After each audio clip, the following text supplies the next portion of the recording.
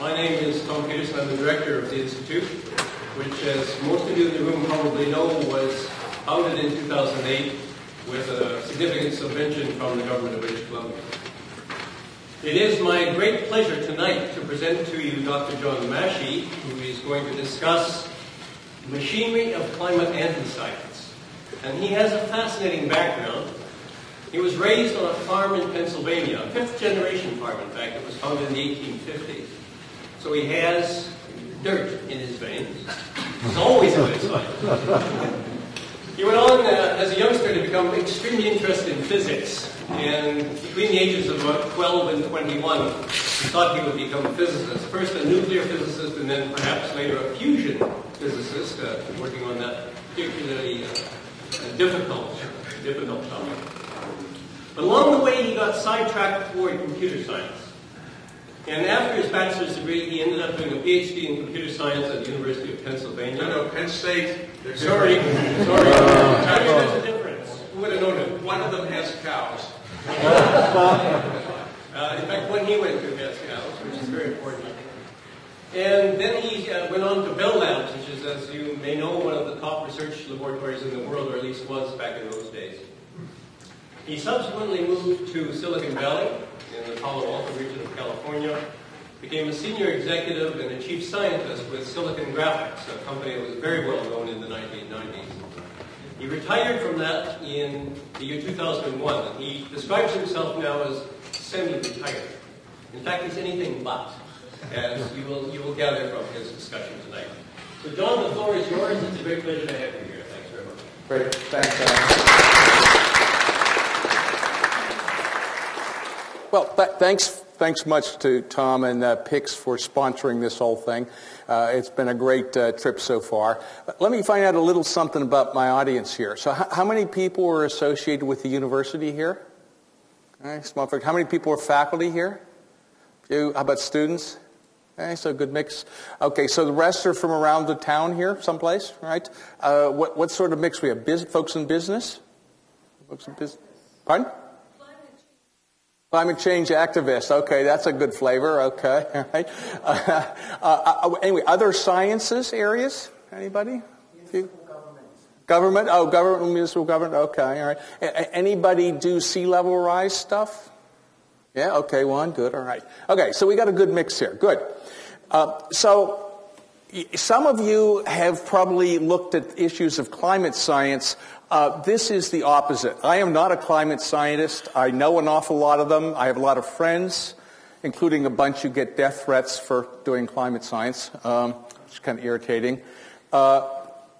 But for weird reasons, I've ended up spending a lot of time studying the machinery behind the confusion that lies over climate science, because I've ended up spending the last few years studying this, much to the wonderment of my wife, who's sitting there going, "What are you doing?" Right?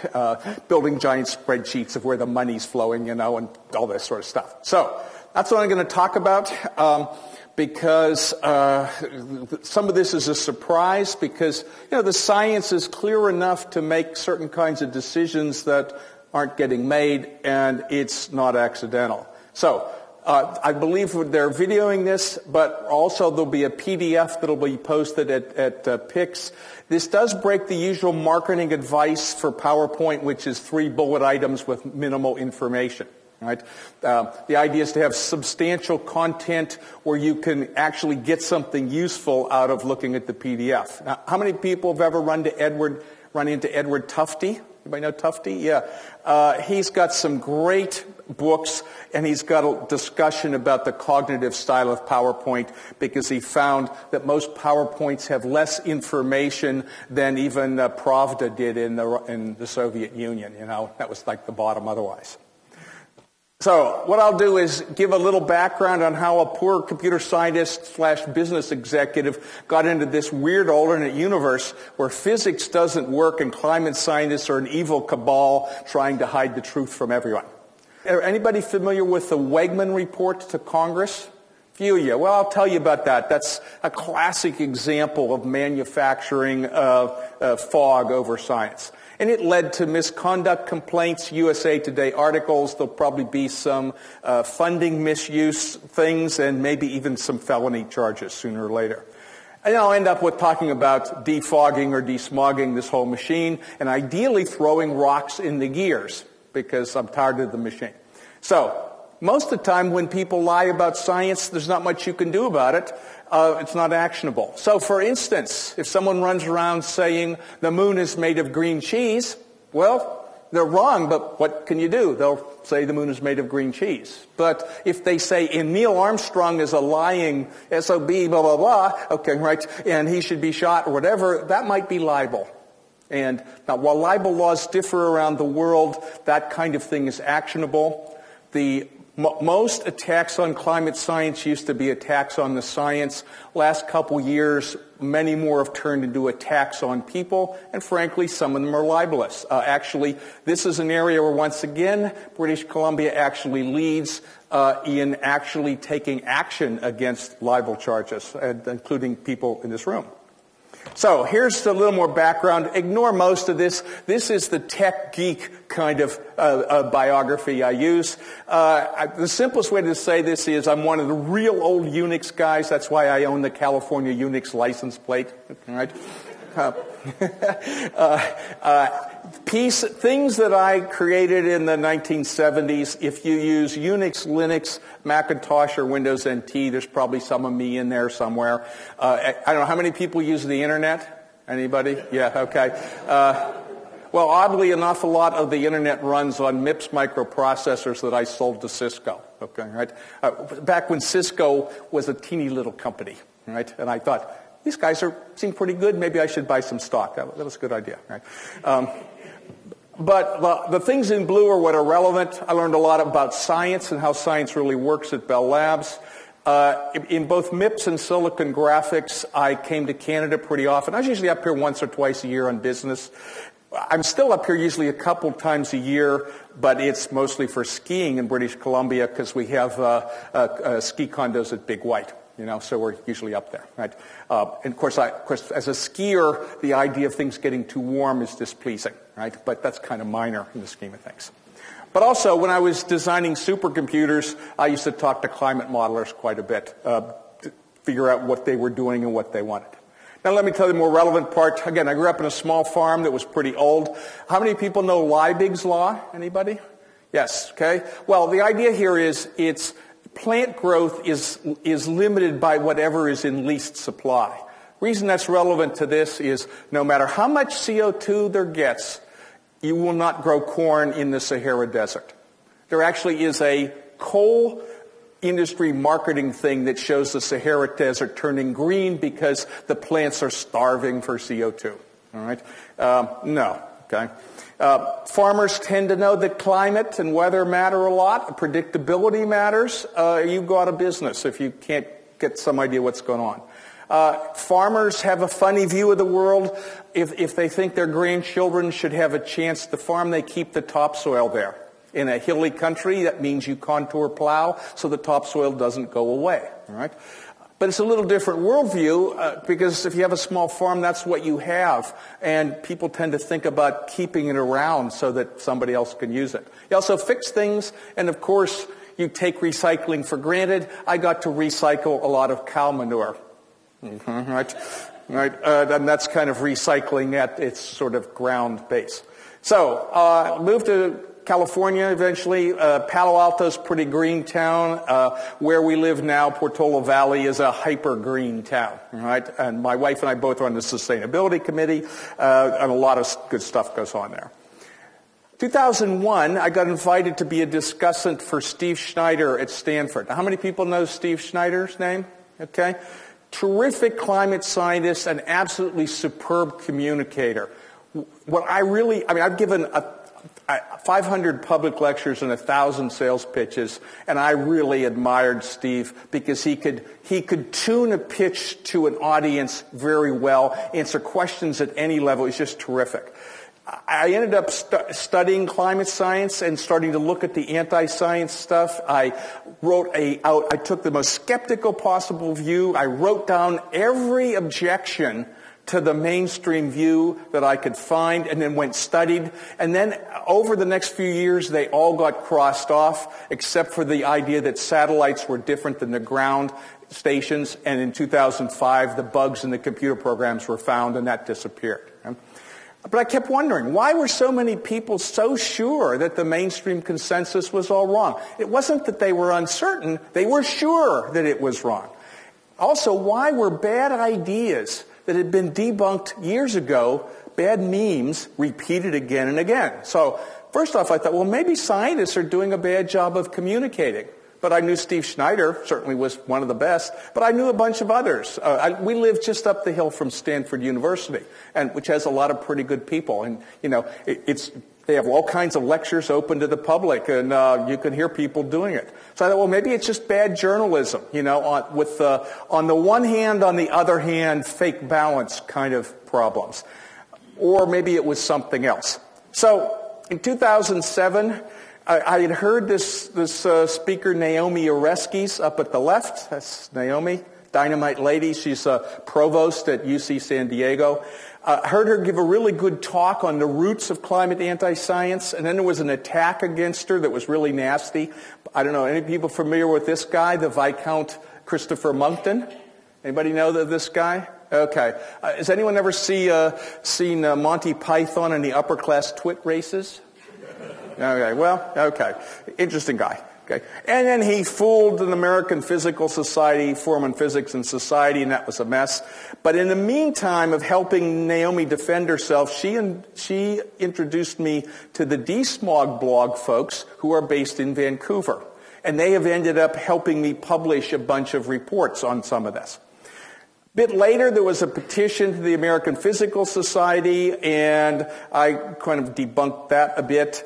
That same year, there was a great book by the DSmog Blog guys called Climate Cover-Up. That's a good source. And a bit later, Naomi and a co-author wrote Merchants of Doubt that traced a lot of the history where this stuff came from. And I was reviewing this book all along. I kind of knew it was coming. But then something really surprising happened. The Canadian Deep Climate found some odd things that set us all off in a very strange journey for the last year and a half. And this was a few pages of plagiarism in this report to Congress. Now, I know this is south of the border. Some of you may remember the original Watergate.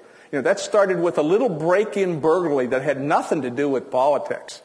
Right? It ended up causing Richard Nixon to resign, right? And it took a long time to find it, and all kinds of weird things happened in the middle. Well, this is like that, right? So, D.C. posted all kinds of investigations. I did some. I integrated with the U.S. context, and various reports came out. It's been an interesting trip, and it's not done. So, let me go through some of this, because this leads up to trying to understand the machine. Now, key thing here, this stuff is so complicated and twisty, I keep working to simplify it. One thing I do is put little flags up here where the red ones are the bad guys and the blue ones are the good guys. So this is red equals anti-science, blue equals science or investigation of anti-science. And then the flag shows where it comes from. Both sides are really international. So this was an attack on Oreskes' study of consensus in climate science. It appeared in the journal Science, good place, right? The attack spread like lightning across the internet. The attack was completely incompetent. They quickly made an attack on Naomi by writing really ugly letters to her and her chancellor demanding apologies or resignation. They put it out on Business Wire the same day. Now, in my experience, academic disputes usually don't get put on Business Wire, before they get to the person they're supposed to be for. But it was odd, right? This is the first encounter with the Science and Public Policy Institute. Okay? And I'll explain later. Now, think of what your idea of an institute is, okay, right? And when it says science, well, it doesn't do science. It doesn't have anything to do with the public. It's one guy with a post office box in a UPS store and a website. But he's an institute, see? Okay, all right, interesting. A lot of debunking was done at a blog down in Australia. And I wrote up a debunk of this whole thing and a recording of how it worked and how the internet was used to amplify the attack on her. And it started me to think about social networks of climate anti-science. And this is what got me going, was I looked at the advisors for this little Pipsqueak Institute. Here they were across the top. And then I looked at the other organizations that they were connected with. And you know, there were all these things, but there weren't that many different people. The same names showed up again and again and again, right? And I started to wonder, you know, if I got their emails, would these people know each other? Yeah, I bet they would, right? It turns out they do, yeah. And this was amusing. I just got posted by my friends at DSmog Blog, and the Monkton himself, the Viscount, appeared and castigated, quote, Dr. unquote Massey for being a bad guy, for breaching doctor-patient confidentiality. That was weird. See, the expert he had used was his endocrine surgeon. Now, usually endocrine surgeons are not climate experts.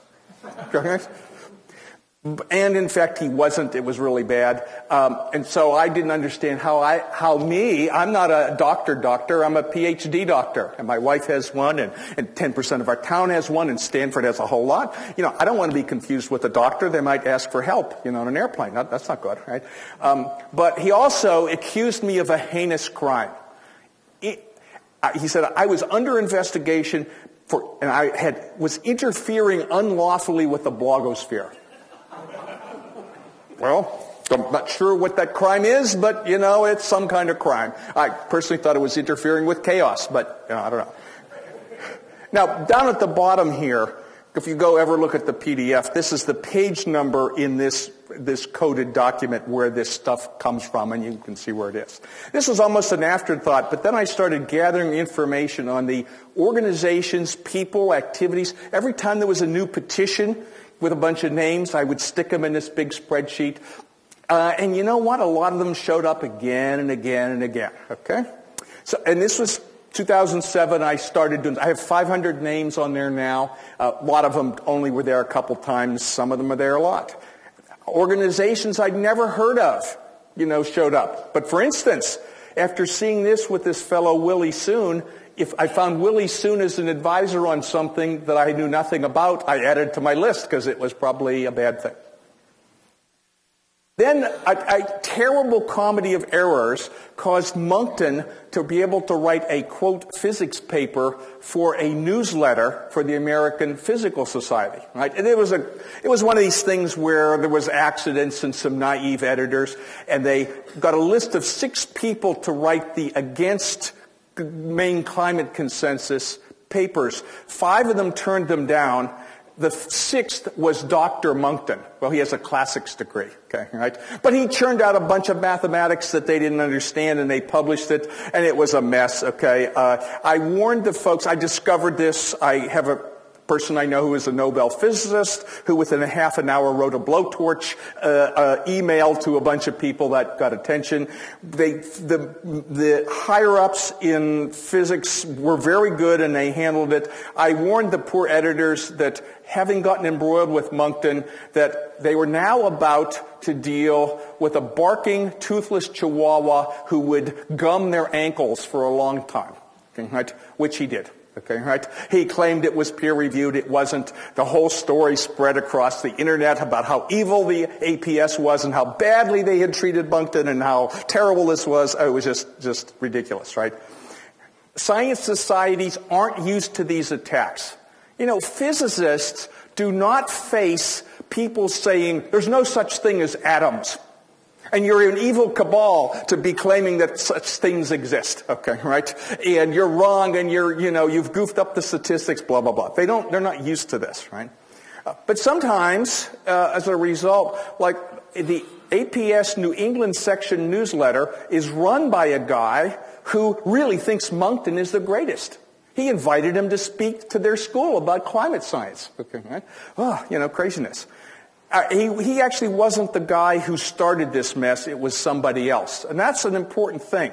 You know, the old military idea, the first report from the front is always wrong, is pretty good idea. It's confusing. Okay, next year,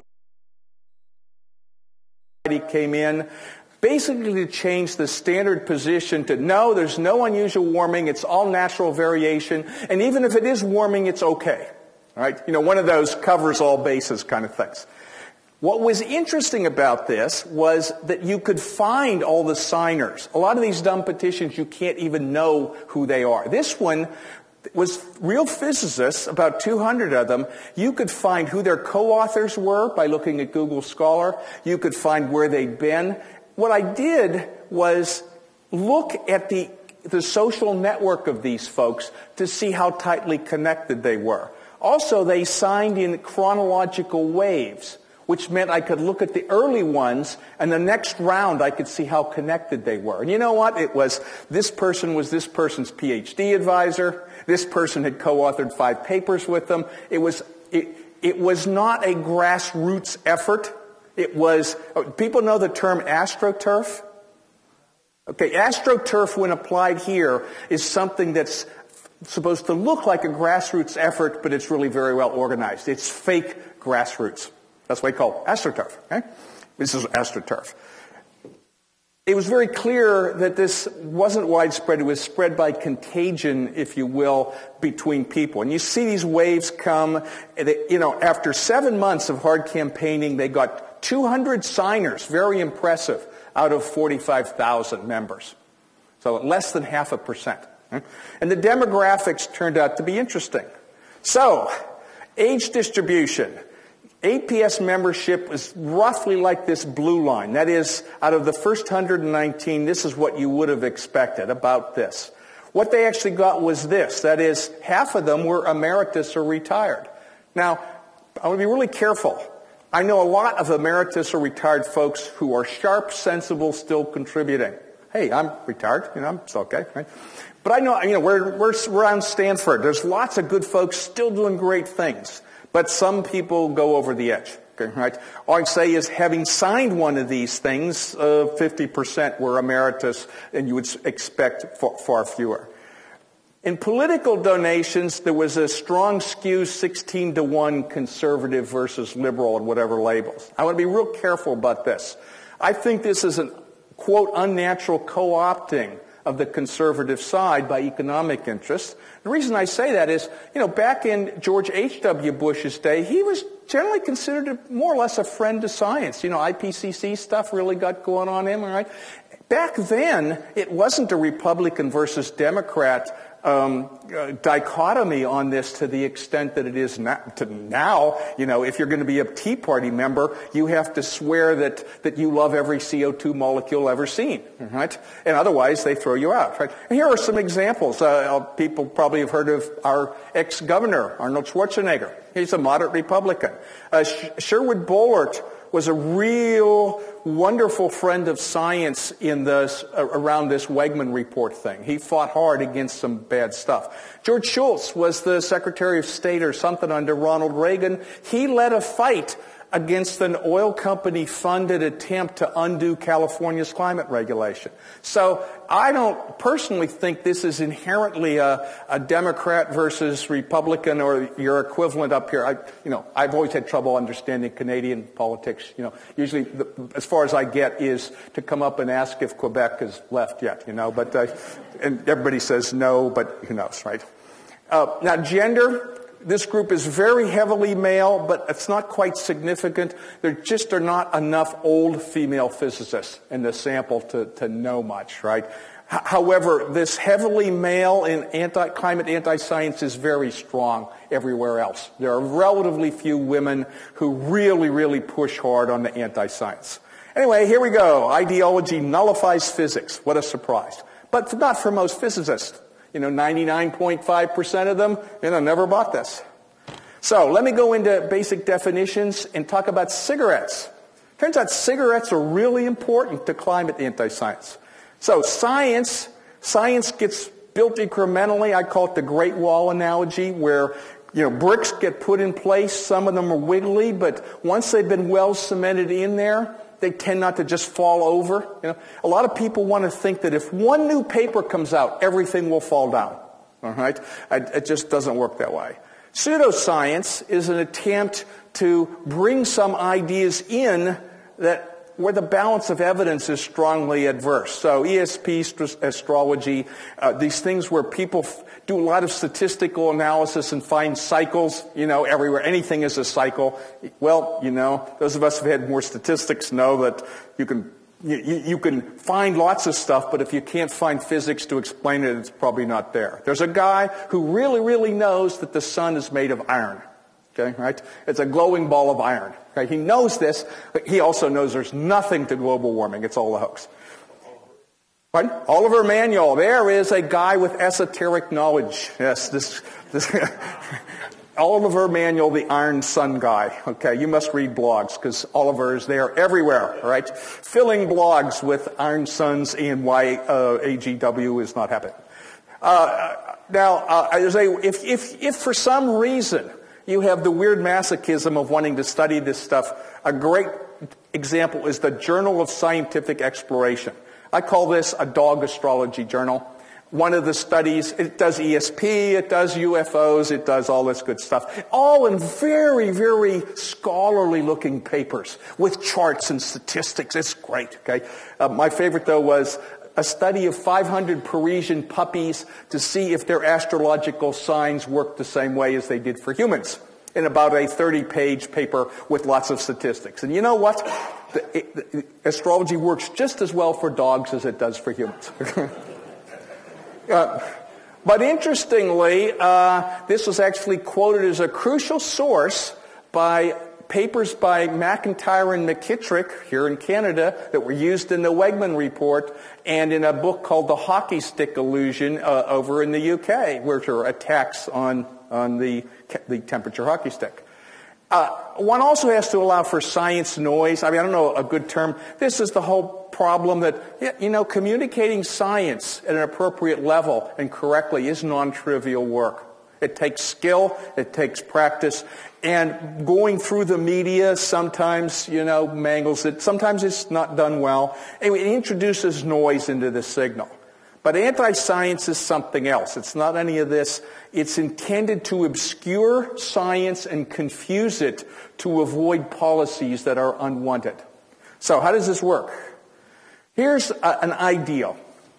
Science research happens over years. There are reviews, and you do an assessment report that puts together the current state of knowledge. There's always uncertainty. Some things better than others. That goes to governments and the public. There's discussion and outcomes policies, not necessarily driven by science, but at least informed by the best science you can have, right? In the U.S., it's the National Academy of Sciences, National Research Council. The Congress can say, please give us a team of experts to go look at this and tell us, what we know. But suppose this will lead to actions that you don't like. What you might do, you don't want these policies. You try to generate fog over this process and confuse everybody. Or you go lobby people too. That helps, right? And what you try to do is throw the real science into the trash and recommend more research. You can recommend more research indefinitely. The problem is, real science, every science paper I've ever seen ends with, and more research is needed for this, right? You always end. You never have said, we've now said everything that needs to be said about this field. I've never seen a paper like that, right? So this sounds science-y, It just means we don't ever want to get conclusions. So we need to keep doing research indefinitely. Sounds good. Now, what does cigarettes have to do with this? And I'm sorry, this is something the U.S. foisted on the world. This was an approach by the PR firm Hill & Knowlton, created for the tobacco companies many decades ago. And here are the things that they said were good tactics. Inconclusive evidence. It could be something other than smoking. Hey, can't trust statistics. It's a scare. Hey, it's too complicated for scientists. And then you nitpick, and more research is necessary. Right? See, they could see that the science was piling up in a way they didn't like. Well, let me observe that the Surgeon General report in 1964 was pretty clear that this was a bad for you. I don't know what it is in Canada, but in the U.S., 20% of adults still smoke, and most of them started smoking after that time. Right? In fact, the same think tanks, front organizations, and people that were involved in the tobacco stuff were often involved in the climate anti-science stuff. They use a lot of the same tactics. Even some physicists went off and helped out on tobacco, well, this secondhand smoke is really not so bad, it's okay, there's no evidence, gee, the statistics are wrong, we'll all throw this. One of the oddities, at least in the U.S., is that most of these are tax-free nonprofits, even though they are really PR and lobbying agencies. Clever. By putting institute in your name, you can be tax-free. It's great, right? You can be cheaper than a real PR agency. Now, the odd thing is, look, I think there are legitimate conservative libertarian viewpoints that need to fit, but it's not clear that getting children addicted to nicotine should be one of these. I mean, why is that a conservative value, right? The only way most people get addicted to nicotine is to start when they're between 12 and 18 while the brain is developing, right? If you start then, it can be pretty hard to stop. Start at 21, you have a fighting chance, right? And here's a good example. This is from the wonderful tobacco archives, which, as part of a legal settlement, they had to provide all their documents. Here's the importance of younger adults, which basically said, need to get them young, right? Now, you might not think younger adults means 12 to 18, but that's what they meant. Okay? Good. But it does pay well. So here's how this works. And I will tell you it's complicated, and I'm going to explode this diagram so you can see more detail. This is the overview. At the top are funders. These are usually corporations and rich family foundations. This goes into a giant foggy cloud of money. Right? And let me tell you, I found more weird money laundering paths that go through this. I mean, sometimes there's 2 or 3 or 4 steps before they actually get to somebody. And I've worked very hard to find this stuff. It isn't easy. It goes into PR agencies and lobbyists and think tanks and front groups. Sometimes it gets to politicians. The black is all the money. It finally gets to spokespeople. They generate ideas or memes, which are the red things. That gets into the media. Some people are right on this side. They don't get paid for it, but they help amplify it in the blogosphere. And the idea is to keep the people in the middle confused about this. So, details. Here we go. Corporations, foundations. I'll name some here later. Lots of entities. The ones up here want to be invisible. The ones down here want to have visible identities, like Cato Institute, okay, or Competitive Enterprise Institute, or politicians. These folks want to be behind the scenes. They don't really want the money flows to be seen.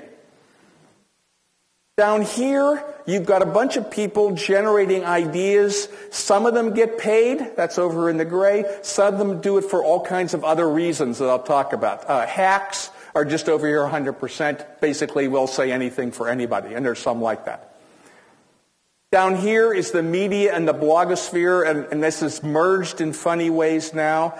There are the folks that dismiss climate science. They're absolutely convinced that it's all a hoax, and they often write letters to editor, try to write op-eds, post things on blogs. Some of the more excited ones send death threats to people. Some of them leave dead rats on people's doorsteps. One climate scientist named Ben Santer got one like that, an eviscerated rat on his doorstep. That's really nice. Okay. They do all kinds of stuff, right? So that's the structure. It's messy, complicated, on purpose.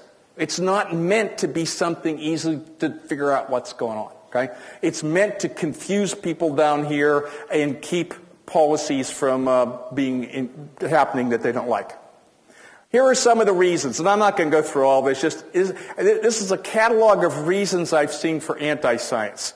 There are financial reasons. There are straightforward ideological reasons. In some cases, ideology or politics has been co-opted by clever finances.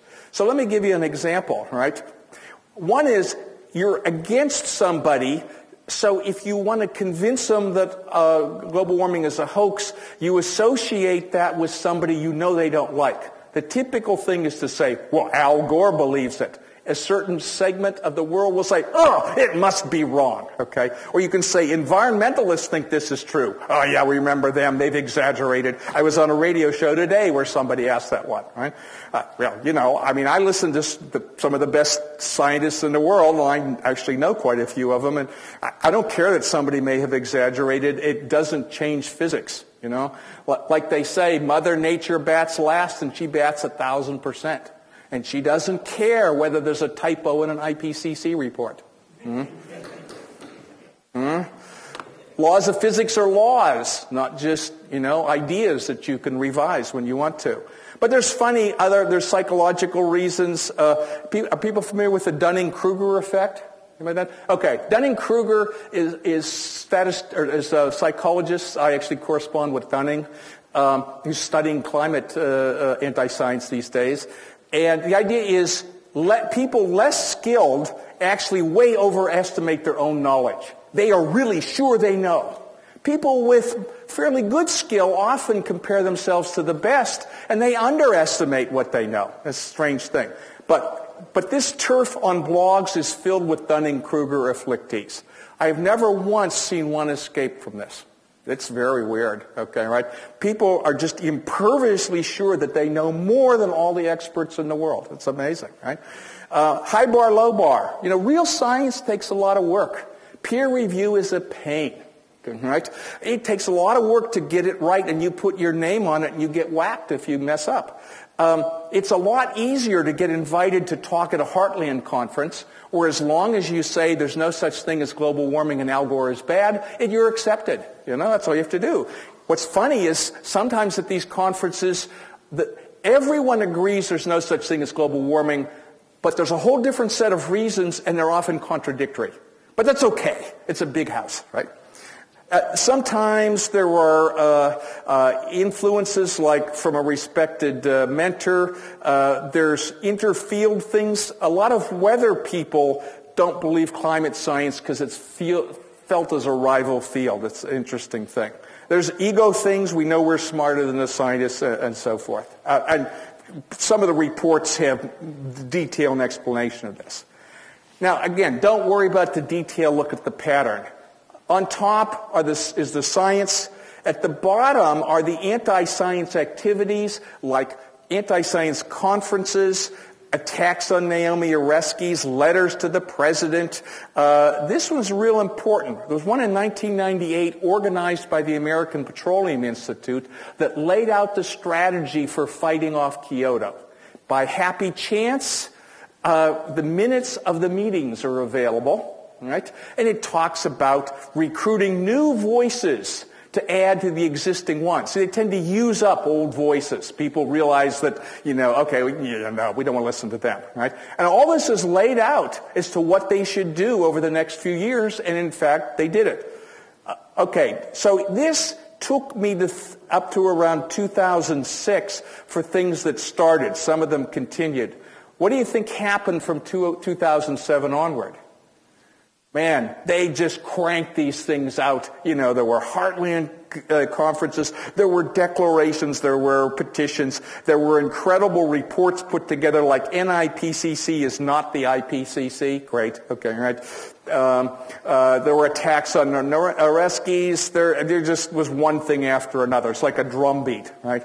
This was part of a paper called Crescendo to Climategate Cacophony. You know, this was the cacophony going on. Whoops, wrong way. Okay, so what's behind this? Well, again, don't worry about the detail. Look at the pattern. You'll notice the Canadian flag up here on Fraser Institute. You guys seem to be more centralized than us. We get to generate hordes of these entities and think tanks and fronts. You seem to have one big one and maybe a couple little ones. Down the side is funding. Across the top are organizations that are particularly involved in climate anti-science. Notice the first line is Tobacco Connection. Right? These are ones where you can find them in the tobacco archives, or there's other evidence of them having helped the tobacco folks out for money. Do you see how many T's there are up here? How about that? Right? That's where they learned their trade. Right? How many are nonprofits? Those are N's. Almost all of them are nonprofits. Great. Okay, right? These ones here were involved in that 1998 meeting with the American Petroleum Institute. The Cooler Heads Coalition was a front group that sort of organized this. They're mostly in that. These are two different estimates of funding from ExxonMobil. Well, most of them get money from them. And these are the first third of family foundations. These tend to be highly conservative families, very often with wealth built on fossil fuel interests or chemicals or something that doesn't want environmental regulation. The first four belong to Richard Mellon Scaife. Anybody hear of this fellow?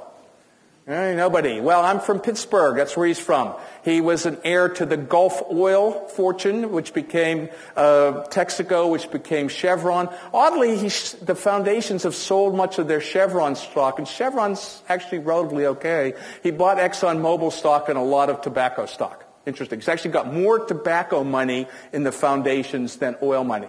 Interesting. Better investment, I guess, right? And they fund, just notice that they fund a whole lot of these. Then there's the Koch brothers, and the next three are all Koch brothers. How many people have heard of the Koch brothers? Oh, yes. The Koch brothers don't like to be heard of. Okay? But they're getting a lot more publicity, which delights me, right? For those of you who haven't run into them, they are two of the top 10 richest people in the U.S.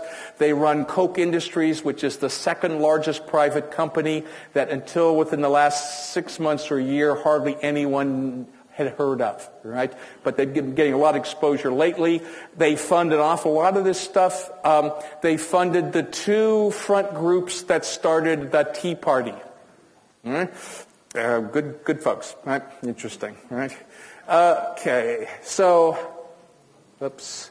I have a lot of big tables. I'm not going to go through all this. I want to show you one key one, though, here. See this one, GMU, that's George Mason University.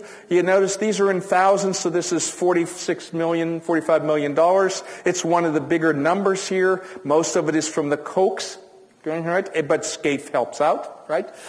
This is a very conservative university right next to Washington, D.C., and it is where the Edward Wegman is from, okay? And it turns out it has think tanks inside it run by Koch executives, right? I don't know, anyone heard of Ken Cuccinelli in Virginia? Okay, he's the one attacking Michael Mann and the University of Virginia. He is a proud graduate of GMU, right? And there's an amazing number of connections. So it could be that it has something to do with where the funding comes from. All right, and there's some more. This was a selection amongst the top. Yeah, I mean, there are more, but these are the top ones. Now I'll make a comment. Here's the Hoover Institution. They get some money from these folks, but as far as I can tell, they had no connection with the tobacco folks. They're located on the Stanford campus, which is sometimes odd. I would consider them a relatively rational advocate for business and conservative thinking that is not acting like a PR agency for hire. Okay, right? And there are people there whose views I sometimes disagree with, but who I respect. Whereas a lot of these other things, you know, it's hard to find anything to respect. Here's the total amount of money. You may notice the Koch brothers are very generous to these things, and so is Scaife. They crank out this money. Now, to these organizations, just for fun, I took the top 55 of them out of the 100 or so I've got, and I looked at the words that are part of the organization. The most common one was institute. When you think of an institute as a learning thing, okay. Science was popular, although I've yet to see a single real piece of science produced by any of these. Okay. Foundations, well, they're really PR and lobbying. They don't really much to do with the public. They have specific folks who fund them. And as far as I know, they don't really do scientific research. However, they do wish to do policy. That's why they're located where they are, which we'll see. The foundations seem to give them seed money to keep them going. Funding is murky. As a computer guy, this is distributed systems conspiracy using the internet to amplify it. Now, how about people? Well, I'm not going to go through the detail here. Here are the flags over here. There's 3 pages of this stuff. Here are activities that have gone on. Okay? Activities. These are people versus organizations. See what I mean? There's not that many people who are spokespeople for these things. They're all, almost any of them has participated with almost anybody else sooner or later on something. So again, think these people are in each other's outlooks?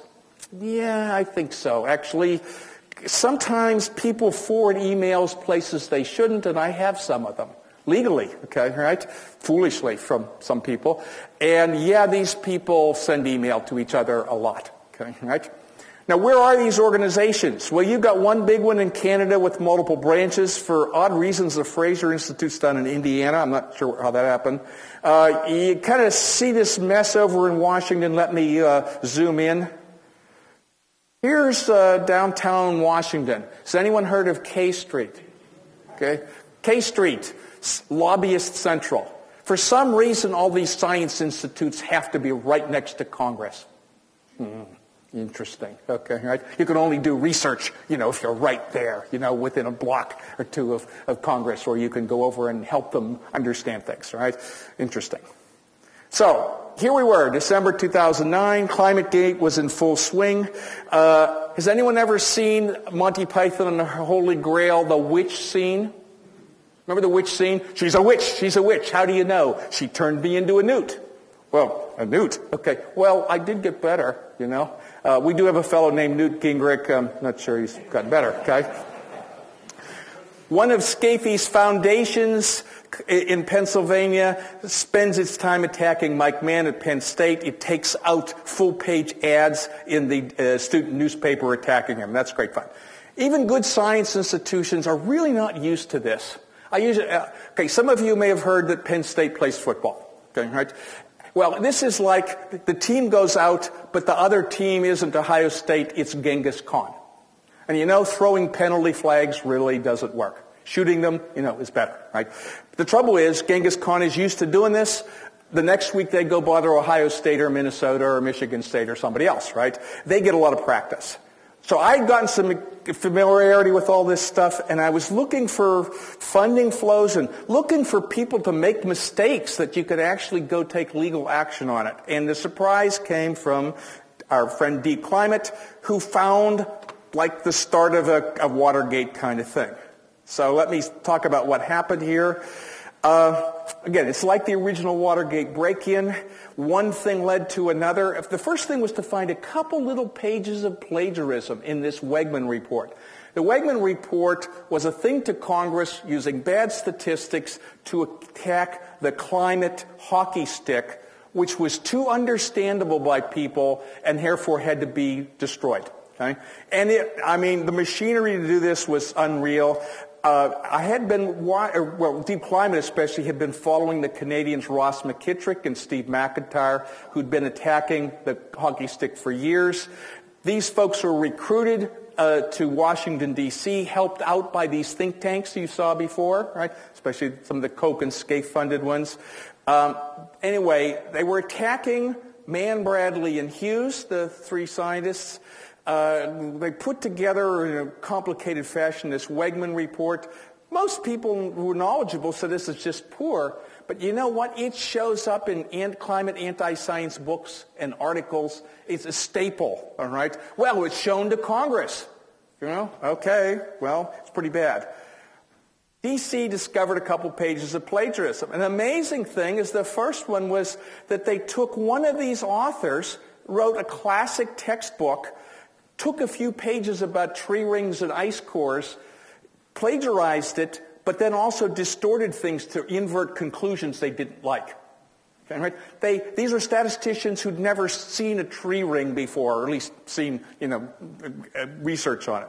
They also used social network analysis to claim that climate scientists all knew each other, and therefore peer review was all bad in climate science, and therefore terrible, bad mistakes could get through.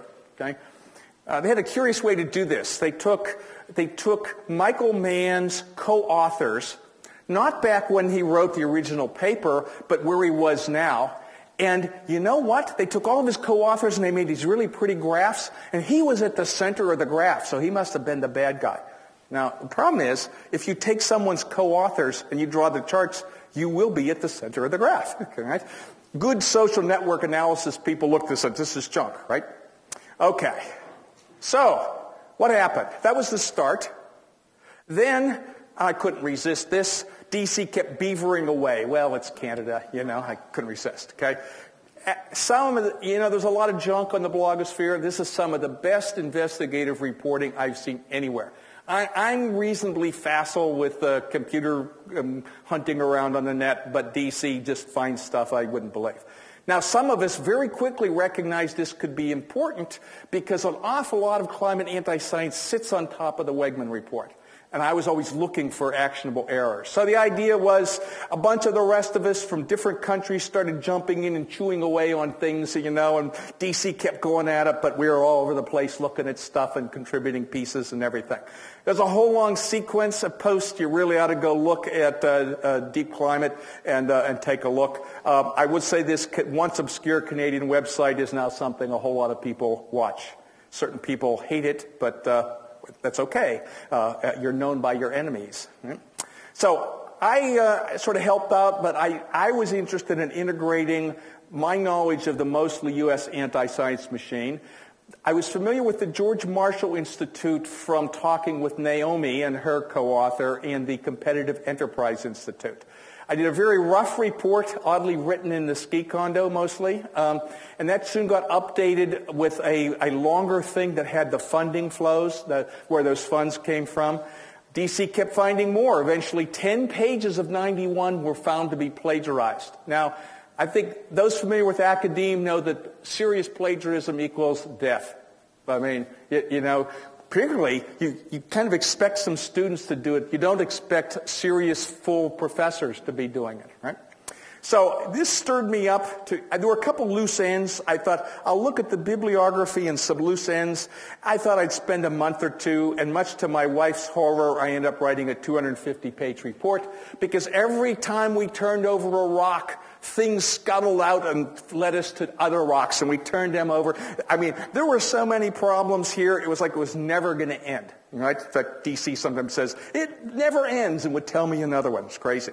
But this did lead eventually to a USA Today article, some other ones, and first of several. There's some more coming, I think, and some spin-offs. It turned out that Ray Bradley had filed an academic misconduct complaint, and I'll show you what this stuff looks like. George Mason University, remember I told you there's a lot of Koch funding? They stonewalled. All right? And there's a complete history of this and the weird stuff they said. They clearly they really didn't want this. Okay? Right? I will note people really should be careful where they send emails, because some very strange emails actually got sent to Ray Bradley. All right? And some of them are shown here, and let me tell you, it's a weird alternate universe out there. Okay, here's an example. So, this was from DC's integration and coloring of the comparison of the original text and what was used in the Wegman Report. The style here is the blue is word for word identical. The yellow is where you make trivial changes, things a copy editor might do to just make things look a little different. Do you notice there's a lot of blue? Right? So this is, the way you get this is you've got an online copy of this, you do a cut and paste, and then you do some editing, and then maybe you change some things to invert the meaning because you don't like the results. Great. Okay, don't worry about the details. I finally ended up looking at every page of this report. Anytime you see red or anything in these columns, there's problems. I did find a couple pages where there were no problems. One just simply had the word appendix on it. Right? There were a couple pages of straightforward description of a statistical technique. There wasn't actually any new statistical analysis. In fact, it was mostly copied from McIntyre and McKittrick. And it turned out it was, later on DC found it was probably the most incredible cherry pick of favorable to their conclusion data I have ever seen. They used, the 1% of the data that was what they wanted it to be and ignored the rest. So anyway, this is how it got to be 250 pages. It's crazy. I'm not going to go through this. If you really want to know, let me tell you what these are. These show think tanks in Washington, D.C. It shows, and specific named people, it shows McIntyre and McKittrick in Canada. If they're gray, they're not involved on this step. If they're red, they're involved. All right. Over here is U.S. Congress. Right.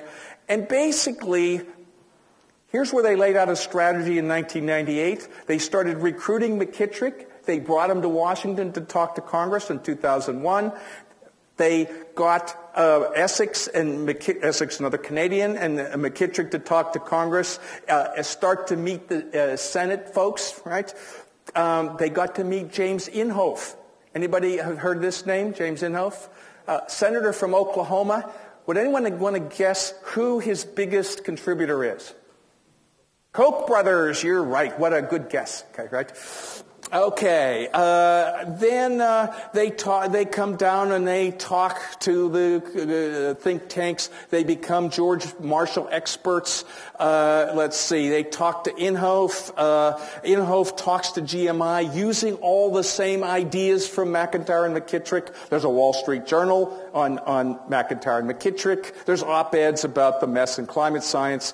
Then they give a talk in May that turns up, almost everything in this turns up in the Wegman Report.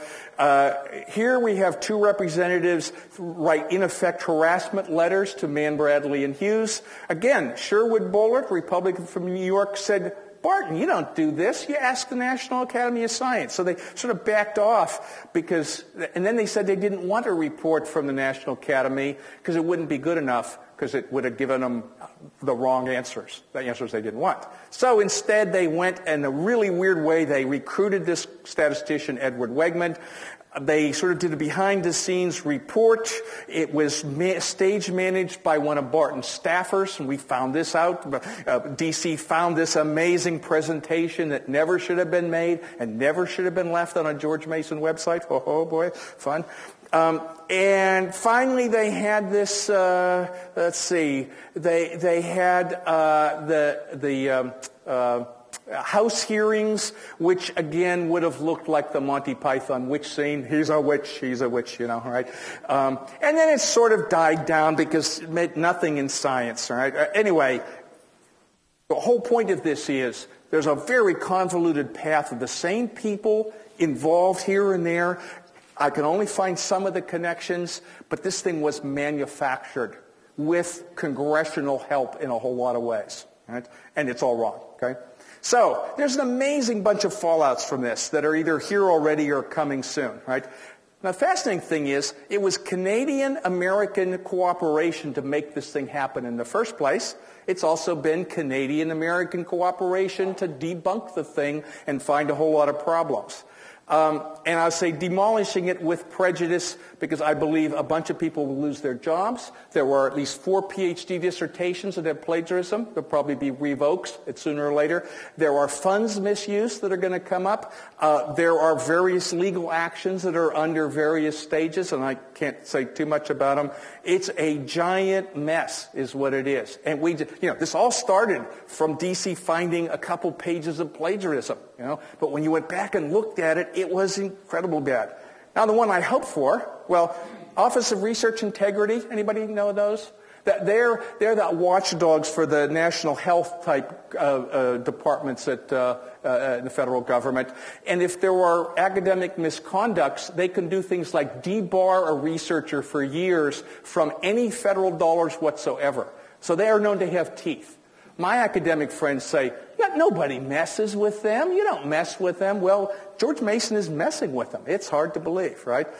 Now, the other thing is, I don't know what it's like here in Canada, but at least legally, misleading Congress on purpose is a felony. That's 18 U.S.C. 1001. I've memorized the numbers. It's law stuff and it hurts the brain. But it's a felony. Conspiracy to commit a felony is a felony, right?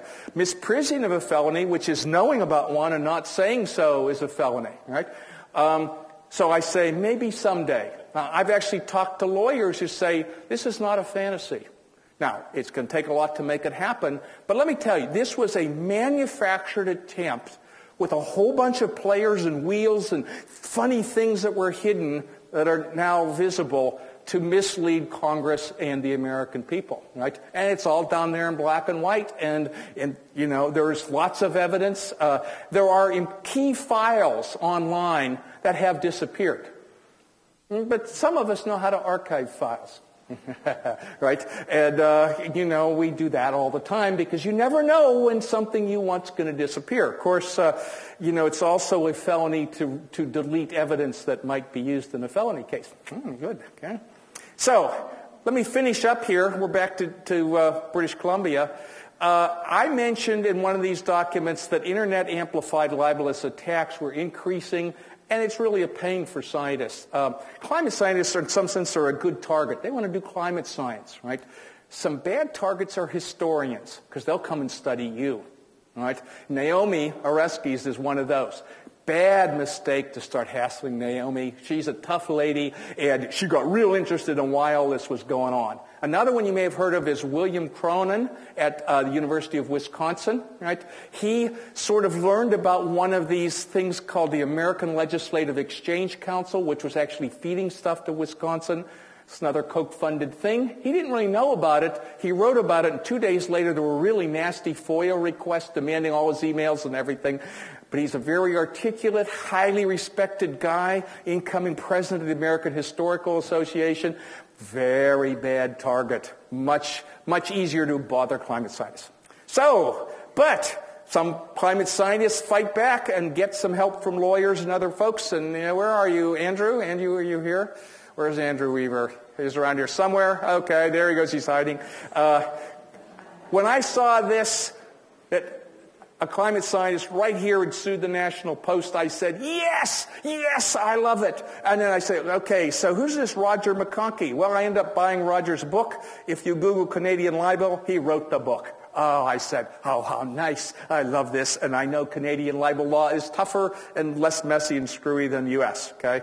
Well, some more followed. There's ones with Tim Ball. How many people know of Tim Ball? Oh, yes. Interesting guy. What I love was Canada Free Press's response, which was run away. Okay, you know, all Ball's stuff disappeared from the website, and they went. The thing I loved the best was that the requirement was to go remove all the places your stuff had propagated to. See, because one of the techniques is to put up something very dishonest on the web, and it instantly propagates, or there's a wavefront that goes outward. Being a network guy, I studied that stuff, right? So the requirement was, you got to go get rid of this stuff. So it turned out they had to go find all the places where it went and ask them to remove it. Oh, I love it. Oh, I thought that was just so great, right? Well, some of this is still going on, and then Mike Mann has sued Tim Ball for libel because he said, Mike Mann shouldn't be at Penn State. He should be in the state pen. Now, being a Penn State graduate, I was especially pleased to see that one, okay? Great start.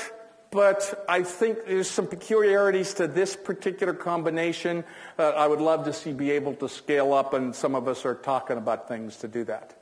So here we were to summarize up. Here's the machinery.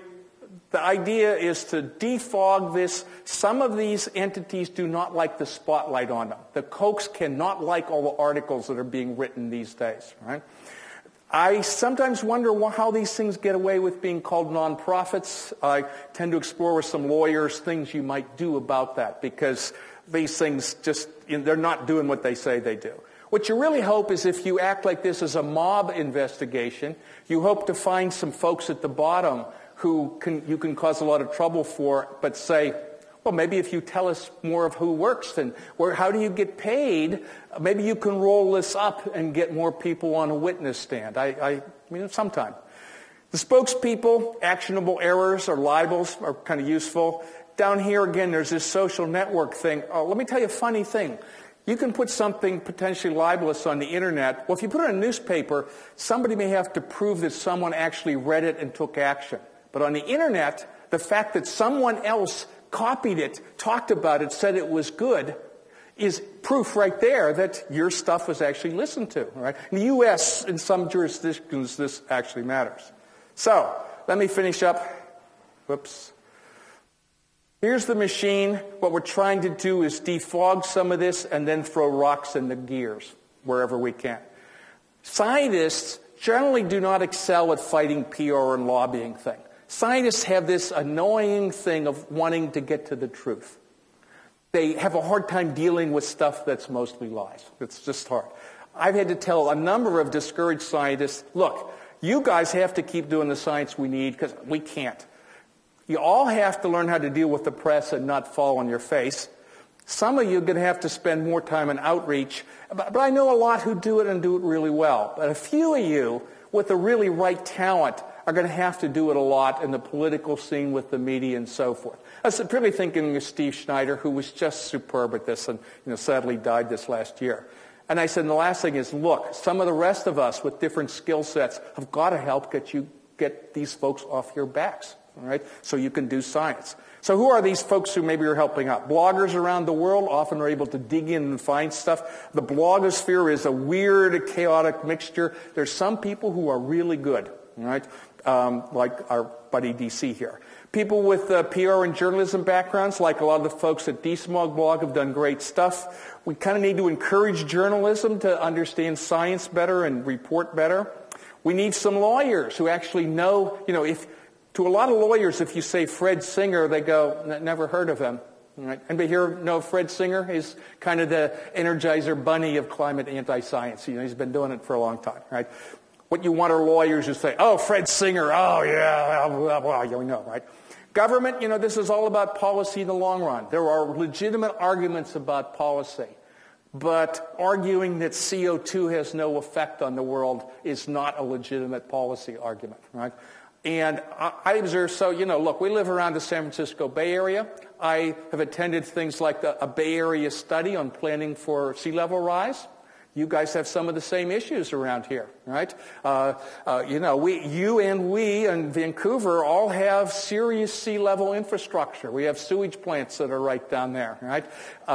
We at least don't have a big coastline like that to protect, right? It's ugly. Okay, it's ugly. Like, where do you put dikes? Do you put them outboard of where there's anything? But you may not be able to protect it long term. Maybe you have to put it up the hill a ways. What do you think the people out there say about that? Well, we went into teams at this meeting and simulated this, and it was not nice, okay? But believe me, all right, uncertain sea level rise, not good. In California, we have the problem not enough water. You might have the problem of we may have the problem of too much sea level, but we depend on snowpack in the Sierras, okay, right, as reservoirs.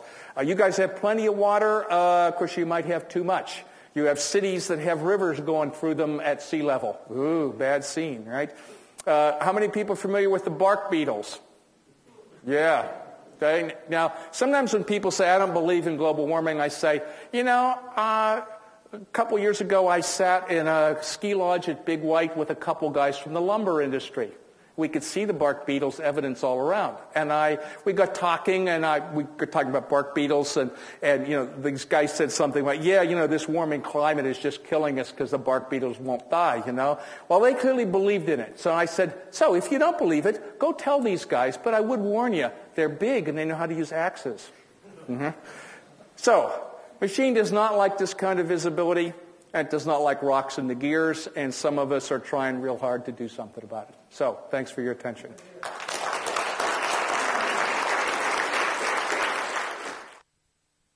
Organized an international climate change conference, and experts came from around the world. The conclusion was we'd have more rain, more snow, more drought, and it would be more unpredictable if conditions continued the way the greenhouse gases were being allowed to go up, et cetera, and that government wasn't going to do anything about it. We had to basically organize an end run around the state and the provincial governments in order to get action on these things on the grassroots level.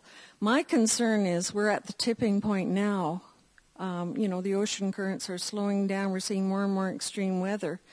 Shouldn't we be taking this to the United Nations to actually direct some of our information against those who have really perpetrated crimes against humanity as a whole? Because it's not just North America that's being affected. It is the entire planet. Yeah, so You know, let me put it this way. I have a number of friends who are IPCC folks who try hard at that thing. Trying to get international law stuff is not easy, right? You know, I've seen people try a lot of stuff. Personally, I think there's room for a whole lot of different approaches to be taken, right? And, you know, what I've been focusing on was, gee, I've seen some great people do wonderful things and articulate it and then bounce off the machinery, right? Well, yeah. And hence that's why, you know, I said, well, maybe we can do something and cause enough trouble to expose this because, well, again, I observe the cigarette guys have managed to keep that thing going for a long time. Well, I think personally you've got more than enough good information there. Well, we're trying. We're trying. The more you can leak, either using your name or other well, people. Let me put it this way. Last Thanksgiving, I was within a couple days of going on a plane to Washington to testify to Congress. They couldn't quite get the hearing to come off, but I talked to some interesting folks. Okay. So, next question. All the environmental NGOs get investigated all the time, whether they're really charitable. And here is the Fraser Institute sitting out there, and where's their money coming from and all of those things? And have you looked at anything like that would be, I know you mentioned it, but I wanted to have more, and what next steps can we take? I guess DSmog Blog looking at all of these things too. But okay. Nobody has really taken them on. Yes. Okay. So you folks up here are going to have to worry more about Fraser, but I've looked at them. DC's looked at them a lot more. You know, I would say follow Deep Climate Blog and hope to see some more stuff. But you will notice, you know, even the Koch brothers gave them some money. I hear there are newer numbers now, and the numbers are higher. Gee, the Sarah Scaife Foundation, that's a Pittsburgh boy giving them money. You know, now why does Scaife give the Fraser Institute money? Well, there's probably some reason. And you know, Exxon pitches in a few bucks here and there. The problem here, by the way, is, and the documents do this, when you look at the donations from the foundations, you can get certain numbers, and you can look at the numbers from the Exxon Foundation, and there's a certain dollar amount.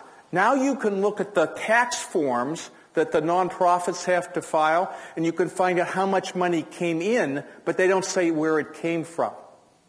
And this is how much money came in. This is how much you can identify as coming from these foundations. And usually this is 20 to 50% that I can find. So there's another 50 to 70 or 80% that I'm not sure where they come from. My guess is they come from corporate Koch stuff, corporate Exxon, indirectly through the American Petroleum Institute, 3 or 4 levels deep, political action. I mean, you know, there's all kinds of things they can get. The money laundering scheme is great. So, for instance, you never want to ask one of these spokespeople, well, do you get paid by Exxon? And they'll go, never. I've never taken a dollar from Exxon. Wrong question. You should ask, has any of the money that you've gotten come directly or indirectly from any company or foundation related to fossil fuels? That's not the best question, but that's a better one, right? Because it may be that Exxon gave some money to American Petroleum Institute, and American Petroleum Institute gave it to a PR agency, and the PR agency gave it to some front group, okay? And then the front group invited you to speak, and for one evening's hour talk, you got $30,000. Yes, okay, right. And I found things like that, okay. There's interesting book prizes. Yeah, there was a combination of the Fraser Institute and W.H. Donner, and a book prize for Essex and McKittrick for a pretty bad book, right? I mean, let me put it, it hurts the brain to try to find these things. So, but anyway, I'm sorry. Fraser Institute is yours. But I was wondering, do you have any ideas of how we could address this from the public's point of view? Like, is there any way we can appeal to them to? Okay, so, but at the local level, so let me try some. One thing to do is to help journalists understand this stuff. Right? I know a lot of journalists. They have deadlines. Things are complicated. one may be tempted to write an angry letter to the editor to some paper. A much better thing is to cultivate the journalists, try to help them out, praise them when they write something good, right? Offer them information over the long term. I do this all the time. One time the San Jose Mercury News ran a really dumb op-ed, right? I don't know if people ever heard the term Gish Gallop. Okay, Gish Gallop is when somebody throws out, well, it hasn't warmed since 1998, and Mars is warming, so it must be the sun, and it could be natural cycles, and Jupiter is warming, okay, and there's this whole string of stuff, and you can't possibly debunk that in a short period. This guy got 10 of those in an op-ed, right? And I wrote to the paper saying, really, come on, folks, this is pretty bad stuff. I can't believe you gave this guy an op-ed. 10 miles away from you is Stanford. Call up Steve Schneider, please. Okay, right? Get a real world-class scientist. And you know what? The next week they did. All right?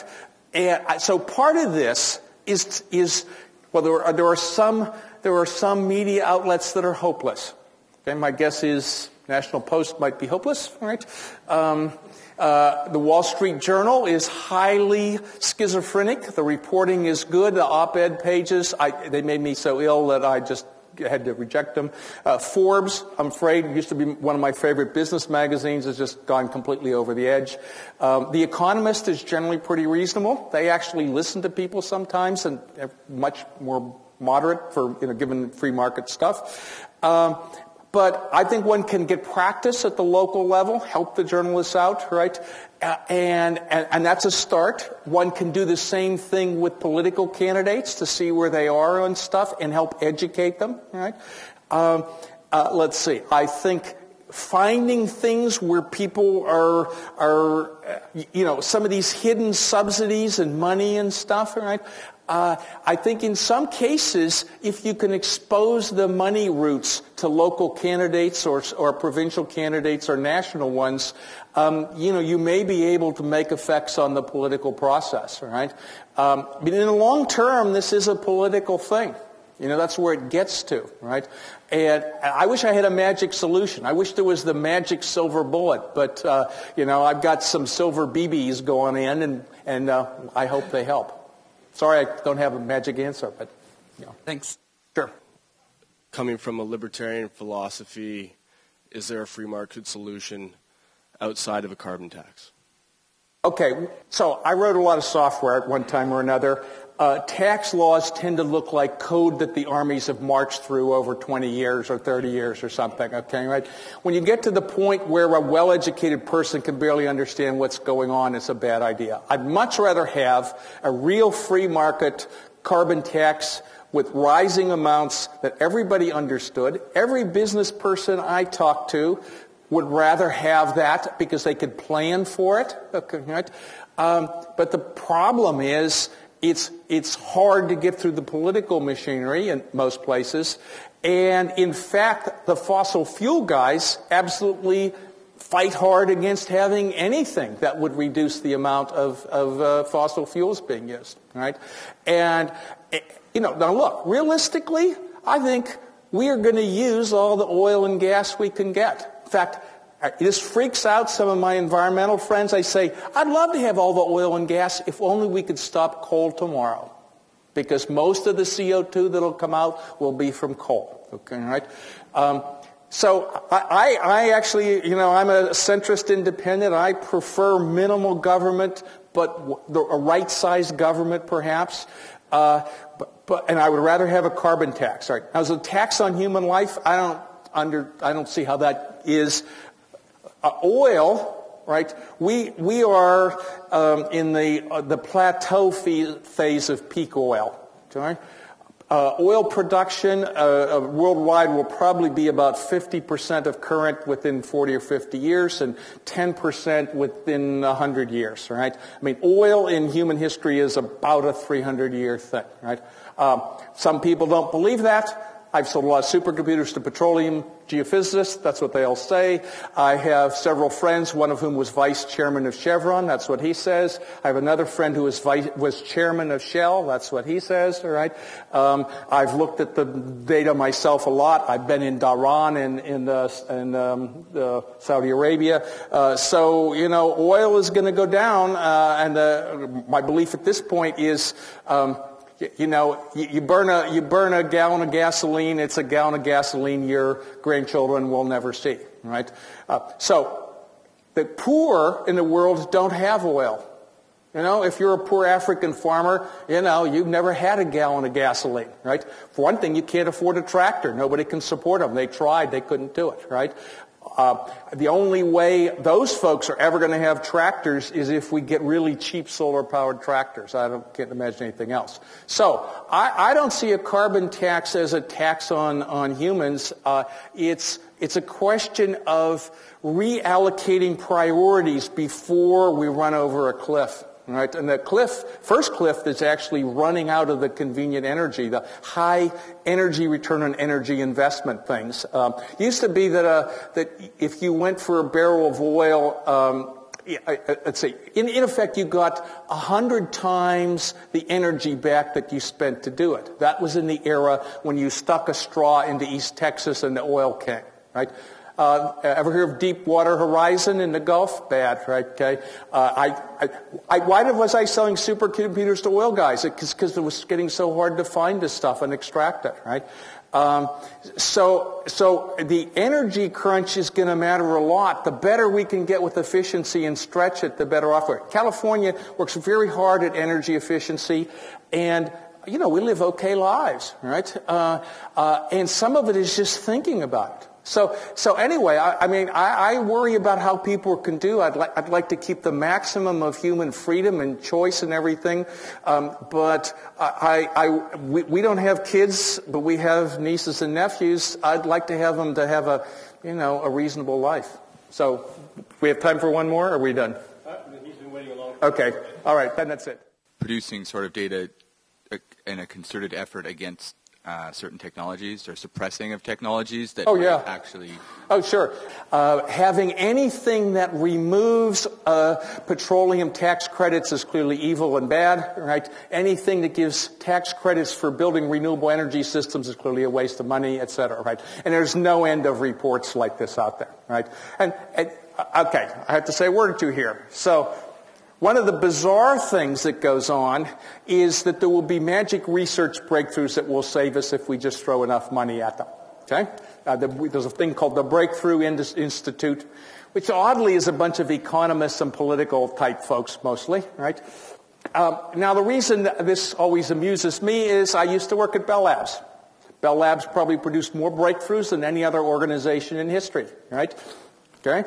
One of my bosses that I worked pretty close with was later the CTO of Bell Labs, and the other director became president of Bell Labs. Pretty good management, right? In Bell Labs, the mantra was never schedule breakthroughs. That is, you did research, you sprinkled it around, most of it wouldn't work. Okay. Lots of things would be tried. When you found things that looked to have some promise, you put some more energy in. The biggest amount of money would be in the deployment. Okay, right? But you've got to figure out the right stuff first, and it's sort of unpredictable. Part of my job was explicitly be close with computing research and see if what they produced was something interesting that we might take into development and go use, right? And you know, if you say to research, I'd really like a car that gets 300 miles to the gallon of gas and costs $100, maybe you'll get that. But maybe you get a submarine with wings on it. I mean, you never know, right? Okay, you know, it doesn't do anything, right? So anyway, the thing is there. If you really are paid directly or indirectly from the fossil fuel industry, the game plan is, if I were running a fossil fuel company, you know, I would like to keep everybody as dependent as possible, because as there gets to be less of it, I will get more money, which I can go buy up whatever's good at that point. Okay, right? And then maybe the economy crashes and runs off, but I own enough of it, it's okay.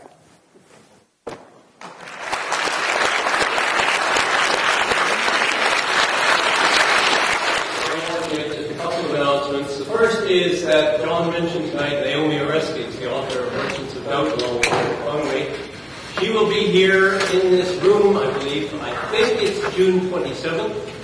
So she's going to present a lecture here in Victoria, another in Vancouver. So please keep an eye on our website. And she is terrific. And she is terrific, like John. She's really terrific. What we've heard tonight, I think, is a brilliant example of the power of sleuthing. Someone getting angry about an injustice and acting on it. And along with the blogger, the Canadian blogger Deep Climate, John has been leading the parade and pulling back the curtain on what is a very unsightly story. And it's a story that needs wide distribution. He's given a talk on Monday in Prince George, this talk. He spoke last night in Vancouver. He spoke at Simon Fraser University also yesterday. Also in Prince George at the University of British Columbia. And he's given the second talk today. So we're running the poor guy off his feet, and I will let him get to this. Before he's indefatigable, as you can tell. Well, before I do that, please join me in thanking our host,